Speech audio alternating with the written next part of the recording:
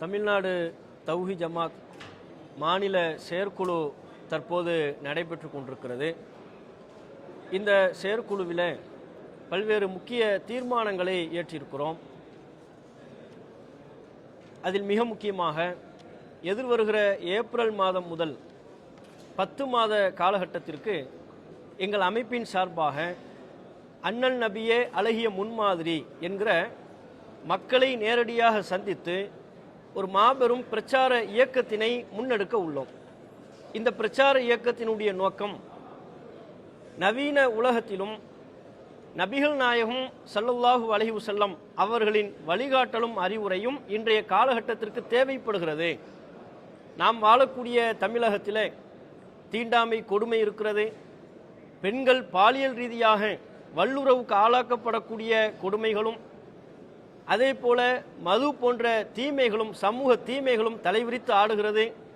இவற்றையெல்லாம் ஒழிக்கக்கூடிய வகையில் பல்வேறு அறிவுரைகளையும் வழிகாட்டல்களையும் முகமது நபிகள் அவர்கள் 1400 ஆண்டுகளுக்கு முன்பே வழங்கியிருக்கிறார்கள்.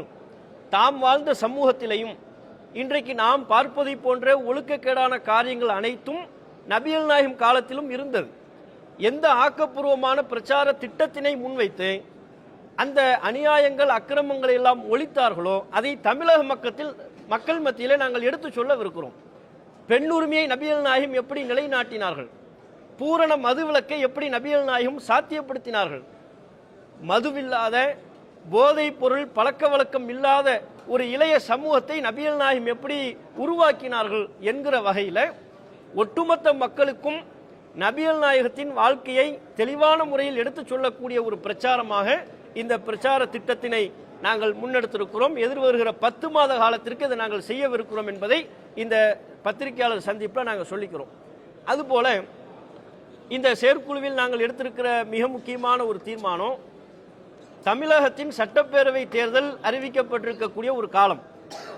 தேர்தலை ஒட்டி பல்வேறு அரசியல் கட்சிகளும் அதற்குண்டான செயல்பாடுகளில் ஈடுபடக்கூடிய இந்த வேளையில் வட மாநிலங்களில் பாஜக எவ்வாறு மதவாத அடிப்படையில் ஆட்சி செய்து முஸ்லிம் சமூகத்திற்கு எதிரான கிறிஸ்தவ மற்றும் பழங்குடியின தலித்து மக்களுக்கு எதிரான பிரச்சாரத்தினை முன்வைத்து அங்கே ஆட்சியை பிடித்தார்களோ, சிறுபான்மை மக்களை, தலித்துகளை, பழங்குடியின மற்றும் கிறிஸ்தவ சமூகத்தை ஒடுக்கக்கூடிய வகையில் ஆட்சிகளை அங்கே நிலைநாட்டினார்களோ, அதுபோல ஒரு தீய நோக்கத்தோடு தமிழகத்திலையும் காலூன்ற முயற்சி செய்கிறார்கள். அப்படித்தான் நாங்கள் பாஜக, அதிமுக, பாமக கூட்டணியை நாங்கள் பார்க்கிறோம். அப்ப இந்த கூட்டணியை பொறுத்தவரையிலையும் தமிழகத்தில் வெற்றி பெறும் என்று சொன்னால் இவர்கள் எங்கெல்லாம் ஆட்சி செய்கிறார்களோ அந்த மாநிலங்களின் எப்படி நிலை இருக்கிறது என்பதை நாங்கள் பார்க்க வேண்டியிருக்கிறது. பாஜக ஆளக்கூடிய மாநிலங்களில் மற்றும் பிஜேபி கூட்டணி ஆட்சி புரியக்கூடிய மாநிலங்களில் எல்லாம் முஸ்லிம்கள் ஒடுக்கப்படுறாங்க. சிறுபான்மை மக்கள் வழிபாட்டு உரிமை மறுக்கப்படுகிறது. அஸ்ஸாமில் என்ன பண்ணாங்க, வந்ததும் அவர்கள் செய்யக்கூடிய முதல் வேலையே அங்கே முஸ்லிம்களுக்கான நீண்ட நெடுங்காலமாக ஜனநாயக போராட்டங்களையும் சட்ட போராட்டங்களையும் முன்னெடுத்து அவர்கள் பெற்றிருக்கிற இடஒதுக்கீட்டை ரத்து செய்கிறார்கள். கர்நாடகாவில் தெள்ள தெளிவாகவே சொன்னார்கள், கடந்த கால சட்டப்பேரவையின் போது நாங்கள் வந்தால் முஸ்லிம்களுக்கான இடஒதுக்கீட்டை ரத்து செய்வோம் என்றார்கள். அஸ்ஸாமில் ரத்து செய்வோம் என்று அறிவிப்பு செய்கிறார்கள். அப்ப முஸ்லிம்கள் சட்டப்பூர்வமாக போராடி பெற்ற இடஒதுக்கீட்டை ரத்து செய்வதைத்தான் இவர்கள் தாங்கள் மாநிலங்களில் ஒரு வழக்கமாக கொண்டிருக்கிறார்கள். அது மட்டும் இல்லாம ஊபியில, உத்தரகாண்டில், ஏனைய பிஜேபி ஆளக்கூடிய மாநிலங்களில் என்ன நடக்கிறது, முஸ்லிம்கள் வீடுகளை மாத்திரம் குறிவைத்து புல்டோசரை கொண்டு இடிக்கிறார்கள். மாட்டிறைச்சியை உண்கிறார் அல்லது மாட்டிறைச்சியை ஏற்றுமதி செய்கிறார், மாட்டிறைச்சியை வாகனத்தில் ஏற்றிச் செல்கிறார் என்று சொல்லி அப்பாவி முஸ்லிம்களையும் அப்பாவி இந்து மக்களையும் தலித்துகளையும் அடித்தே கொள்ளுகிறார்கள். இதுதான் பிஜேபி ஆளக்கூடிய மாநிலங்களில் எல்லாம் நடக்குது. அப்ப இந்த கூட்டணி தமிழகத்தில் ஆட்சியை பிடிப்பார்களேயானால், பாஜக, அதிமுக, பாமக போன்ற பிஜேபி கூட்டணி தமிழ்நாட்டில் ஆட்சி புரிந்தால் தமிழ்நாட்டையும் அப்படிப்பட்ட சுடுகாடாக மாற்றி விடுவார்கள். முஸ்லிம் மதவெறுப்பை இன்னும் தீவிரப்படுத்துவார்கள். கிறிஸ்தவ மக்களினுடைய வழிபாட்டு உரிமையை பறிப்பார்கள். அண்மையில் கிறிஸ்தவ தினத்தன்று பிஜேபி ஆளக்கூடிய மாநிலங்களில் என்ன நடந்தது, அவர்கள் தங்களுடைய பண்டிகை கொண்டாடுவதற்கு ஒரு தார்மீகமான ஜனநாயகபூர்வமான உரிமை இருந்தும் அரசமைப்பு சட்டம் அவர்களுக்கான அந்த உரிமையை வழங்கியிருந்தும் அதை பறித்தார்கள். தெருக்கல்ல நின்று கொண்டு அவர்கள் நம்பிக்கையின் அடிப்படையிலான பொம்மைகளை விற்பனை செய்கிறார்கள், அதை அடிக்கிறாங்க, அதை அடிச்சு பறிக்கிறாங்க. அவர்கள் மீது எந்த நடவடிக்கையும் இல்லை. தேவாலயங்களில் உள்ளே புகுந்து கிறிஸ்தவ மக்களின் மீது தாக்குதலை தொடுத்தார்கள். அப்ப இவங்க எங்கெல்லாம் ஆட்சி செய்யறாங்களோ அங்கெல்லாம் சிறுபான்மை மக்களினுடைய பாதுகாப்பும் அவர்களுடைய வழிபாட்டு உரிமையும் அவர்களுடைய சொத்துரிமையும் அனைத்தும் கேள்விக்குறியாகிறது. தமிழ்நாட்டையும் அப்படி தீவிரப்படுத்த வேண்டும் என்கிற ஒரு நோக்கத்தோடு வருகிறார்கள். இதை நன்றாக தமிழக மக்கள் புரிந்து வைத்திருக்கிறார்கள். ஆகவே பிஜேபி ஆட்சி செய்வதற்கு வழிவகுக்கக்கூடிய வகையிலான அதிமுக பாஜக கூட்டணிக்கு தமிழக முஸ்லிம்கள் வாக்களிக்க மாட்டார்கள் என்கிற மிக முக்கியமான தீர்மானத்தை இங்கே நாங்கள் ஏற்றிருக்கிறோம். அதே போல விஜய் புதுசா அரசியலுக்கு வந்திருக்கிறார்.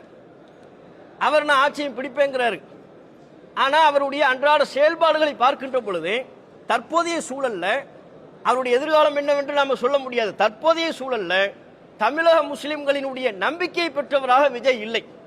காரணம், அவருக்கு அதற்குரிய அரசியல் பக்குவமும் இல்லை. முழுமையான ஒரு அரசியல்வாதியாக இன்னும் அவர் மாறவே இல்லை. நேரான சிஎம் சீட்டுக்கு வந்துடுவேன் சொல்கிறாரே ஒழிய அதற்குரிய ஆக்கப்பூர்வமான பிரச்சாரங்களோ ஆக்கப்பூர்வமான செயல் திட்டங்களோ எதுவும் அவரிடத்தில் இல்லை.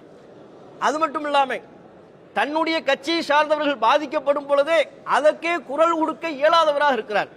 தன்னுடைய சினிமா படத்தை பாஜக அரசு தடுத்து வைத்திருக்கிறார்கள். எந்த காரணமும் இல்லை. அவர் ஒரு சினிமா படம் நடிக்கிறார், அந்த படத்தை வெளியிடுவதற்கு பாஜக அரசு தடுத்து வைத்திருக்கிறது என்பது ஒட்டுமொத்த நாடே தெரியும், நாட்டுக்கே தெரியும்.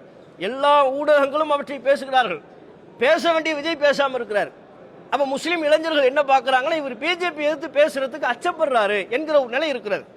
கடந்த காலங்களில் முஸ்லிம்களின் ஒன்றெண்டு விவகாரங்களில் கருத்து தெரிவித்தார். அதை முஸ்லிம்கள் மறுப்பதற்கில்லை. ஆனால் சமீபத்திய அவருடைய போக்குகள் முஸ்லிம்களின் முழுமையான நம்பிக்கையை பெறும் வகையில் இல்லை என்பதால், குறிப்பா திருப்பரங்குன்றம் விவகாரத்தில் பல்வேறு அரசியல் கட்சிகள் ஏதேனும் ஒரு ஸ்டாண்ட் இருக்கணும். அவங்க எதை சரி நம்புறாங்களோ அந்த கருத்தை சொல்லலாம், அந்த உரிமை அவர்களுக்கு இருக்கிறது. அப்படி தமிழ்நாட்டில் உள்ள அத்தனை கட்சிகளும் தத்தமது கருத்தை சொன்ன வேளையில இவர் அமைதியா இருக்கிறார். கேட்டா அமைதியா இருப்பதே ஒரு அரசியல் என்று அவருடைய கட்சி தலைவர்கள், இரண்டாம் கட்ட தலைவர்கள் சொல்றாங்க. அமைதியா இருப்பது எப்படி ஒரு அரசியல் ஆகும்? இரண்டு சமூக மக்கள் மத்தியில் தேவையற்ற ஒரு பதட்டம் திட்டமிட்டு விஷமிகளால் பரப்பப்படும் பொழுது அங்கே அவர்களை அமைதிப்படுத்தக்கூடிய வகையிலான உண்மை என்னவோ அந்த உண்மையை சொல்லணும். சட்டத்தின்படியான நீதி நேர்மை என்னவோ அந்த நேர்மையை மக்கள் மத்தியில் பறைசாற்றணும். அது போன்ற இடங்களில் வேடிக்கை பார்த்து கொண்டிருப்பது, அமைதியாக இருப்பதே பெரும் அரசியல் யுக்தி என்று சொல்வது, அப்படிப்பட்ட அரசியலை தமிழக முஸ்லிம் இளைஞர்கள் ஆதரிக்கக்கூடியவர்களாக இல்லை. அதையும் இந்த நேரத்தில் நாங்கள் தெளிவாக சொல்லிக் கொள்கிறோம். அடுத்ததான் ஈரான் பிரச்சனை.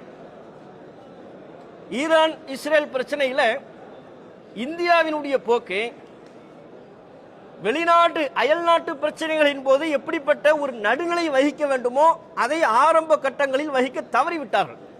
இன்னைக்கு பாருங்க, எங்கோ நடைபெறக்கூடிய ஈரான் பிரச்சனை என்று நாம புறந்தள்ளிவிட முடியாது. நம்முடைய வீட்டில் அடுப்பெறியக்கூடிய வகையில் உள்ள ஒரு பிரச்சனையாக மாறி நிற்கிறது. கேஸுக்கு தட்டுப்பாடு. நம்ம இந்தியாவில் உள்ள தமிழ்நாட்டில் உள்ள வியாபாரிகள், அன்றாட கடை போட்டு நடத்தக்கூடியவர்கள், ஹோட்டல் வணிக வியாபாரிகள்லாம் பாதிக்கப்படுறாங்க. இந்த பாதிக்கப்படக்கூடிய நிலை அளவிற்கு அந்த பிரச்சனை செல்கிறதா இல்லையா? இதுக்கு என்ன காரணம்? அமெரிக்காவும் இஸ்ரேலும் போடக்கூடிய அநியாயமும் அவர்களினுடைய அக்கிரமம் தான் காரணம். இவங்க தான் பெரிய நாட்டாமை போன்று நினைத்துக் கொண்டு பிற நாடுகளின் விவகாரத்தில் போய் தலையிடுறாங்க.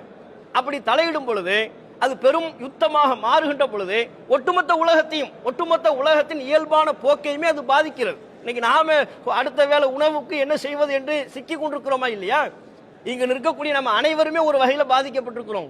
இப்போ வீடுகளுக்கு கேஸ் தேவைன்னு புக் பண்ணோம்னா முன்னாடியெல்லாம் அதை பத்தி நம்ம சிந்திக்க வேண்டிய அவசியமே இல்லை. புக் பண்ணா வந்துட போகுது. இன்னைக்கு புக் பண்ணோம்னா நாளைக்கு வந்துடும். இப்போ என்ன சொல்றாங்க? 20 நாள் வெயிட் பண்ணுங்கன்னாங்க. அடுத்து இல்ல 25 நாள்னாங்க. இல்ல 35 நாள் வெயிட் பண்ணணும்ங்கிறாங்க.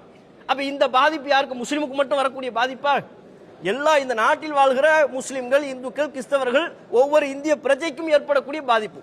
இந்த அளவுக்கு பாதிப்பு ஏன் போகுதுன்னா, சர்வதேச பிரச்சனைகள் வரும் பொழுது வல்லாதிக்க நாடுகள் தங்களுடைய அநியாயத்தையும் அக்கிரமத்தையும் வெளிப்படுத்தும் பொழுது ஒரு மிகப்பெரிய ஜனநாயக நாடாக இருக்கக்கூடிய நாம ஒன்று மத்தியஸ்தம் பேசணும், இல்ல நடுநிலை வகிக்கணும், இல்ல இந்த பிரச்சனைகளை கருத்து சொல்ல விரும்பலன்னு அமைதியா இருந்துடணும். இரு தரப்பின் எந்த தரப்பின் கோபத்திற்கும் ஆளாகாத வகையில ராஜதந்திர நடவடிக்கைகளை இந்திய அரசு கடைபிடித்திருக்க வேண்டும். ஆனா என்ன பண்ணாங்க? அப்படியான பிரச்சனை உக்கிரத்தை அடையக்கூடிய வேளையிலேயே இந்திய பிரதமர் இஸ்ரேலுக்கு போறாரு. இஸ்ரேல் நம்முடைய ஃபாதர் லேண்டுங்கிறார். இஸ்ரேல் எப்படி நமக்கு ஃபாதர் லேண்ட் ஆகும்? அது எப்படி நமக்கு தந்தை நிலமாக மாறும்? நமக்கும் அந்த நிலத்திற்கும் என்ன சம்பந்தம் இருக்கு? தந்தை நிலம் என்று சொல்வதற்கு என்ன சம்பந்தம் இருக்கு? அவர்களின் தவறான சித்தாந்தத்தை தவிர அப்பாவி மக்களை கொன்று குவிக்கிற அந்த அராஜக தன்மை தவிர நமக்கும் அவர்களுக்கும் என்ன தொடர்பு இருக்கிறது? அவங்கள போய் நம்ம ஏன் ஃபாதர்லேண்டுன்னு சொல்லணும்? அப்ப ஈரானினுடைய கோபம் நம்மின் மீது திரும்பி விடக்கூடும். அதனால் இந்திய மக்கள் நாம பாதிக்கப்படுற ஒரு நிலை உருவாயிரும். அப்ப இப்பவும் ஒன்றும் மோசம் போயிடல. ஈரான் பாதிக்கப்பட்ட பொழுது அநியாயமான முறையில் அமெரிக்கா ஈரானின் மீது குண்டுமலை வீசிய பொழுது இந்திய மக்கள் ஈரானுக்கு ஆதரவாக அமெரிக்காவின் ஏகாதிபத்திய போக்கிற்கு எதிராக கண்டனங்களை தெரிவித்தார்கள். அதை ஈரான் நினைவு கூர்ந்து இந்த பிரச்சனையில ஹுர்முஸ் ஜலசந்திய இந்தியாவிற்கு ஈரான் எந்தவித நிபந்தனையும் பற்றி திறந்துவிட வேண்டும் என்கிற கோரிக்கையை இந்த நேரத்தில் நாங்கள் அழுத்தம் திருத்தமாக வைத்துக் கொள்கிறோம்.